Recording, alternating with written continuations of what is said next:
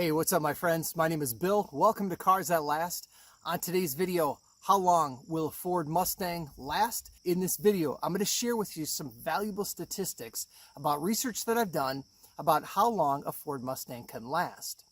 Now, I've broken this information down between V6 Mustangs and V8 Mustangs. Now, how long can a Mustang really last? Well, obviously, as Mustangs get older, they eventually become collectible, and people will put some money in them to restore them, and they become valuable. But until that point, a lot of us like to have fun banging around on a Mustang. Now, I study the car marketplace. I look for cars that are affordable, reliable, and can last a long time. Now, obviously, it takes 10 years of driving at 20,000 miles per year to get 200,000 miles. Are there Mustangs that are consistently hitting this number? We're going to find out. So let's break down this data. Car number one is going to be the SN95 Mustang, years from 1994 to 2004. The highest mileage Mustang in this category was a 2002 model with 421,000 miles. Now, the years from 1994 to 2004 were known as the SN95 Mustang.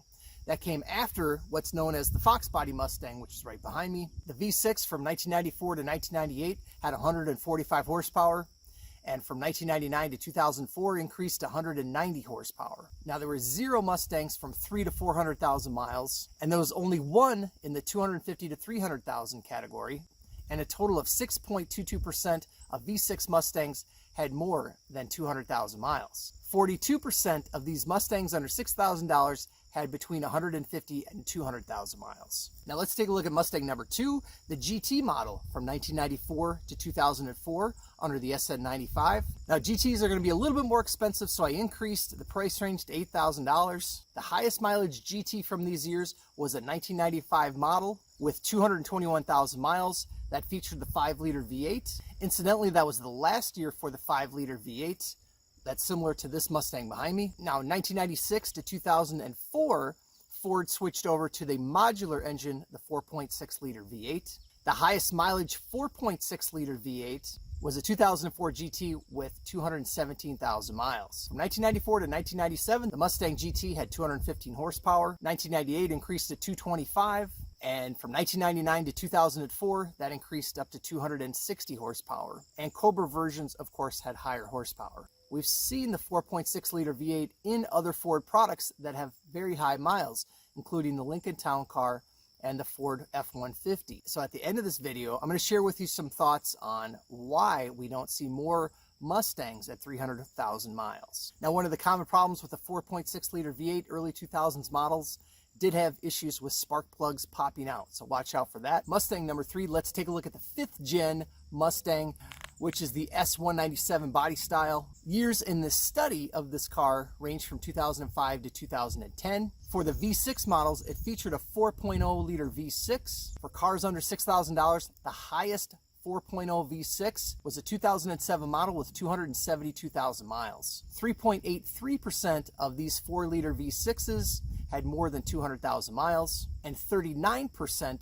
had between 150 and 200,000 miles. The 5th gen 4.0 V6 had 210 horsepower. Now, for early S197 Mustangs, there were quite a few known issues with these vehicles. 2005 and 2006 models have issues with water leaking into the interior. 05 to 07 Mustangs have paint blistering issues. There's a known design flaw with these vehicles where water does leak into what's called the smart junction box, and that'll cause electrical issues. There have been lots of documented cases about gauges not working and known issues with transmission failure. And finally, the 4th Mustang is the Mustang GT from the years 2005 to 2010, again featuring a 4.6-liter V8.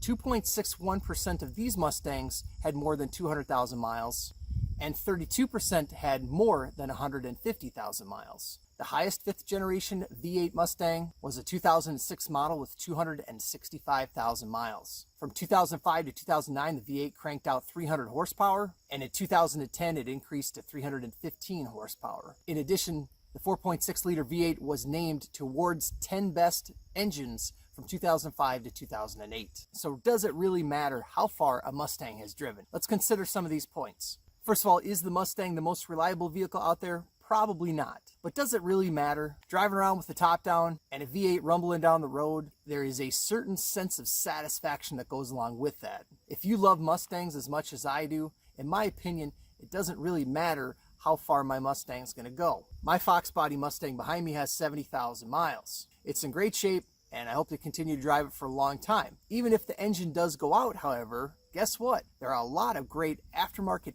products and engines that I could swap into this vehicle to continue driving it. Now, why don't we see more Mustangs at the 200,000 or 300,000 mile mark? That's a great question. One thought is a lot of times Mustangs are bought as toys rather than commuting cars. You can find quite a few lower mileage Mustangs out there that are only driven on summer days. In addition, in the Rust Belt where I live in Minnesota, my Mustang goes into storage for 6 months out of the year. And I know there's probably a few of you out there that when you get a 4.6 liter V8, you want to stomp on it. I think it goes without saying that strong acceleration on a regular basis is probably going to do more wear and tear than it would on, say, a Lincoln Town Car. But these Mustangs are a whole lot more fun to drive.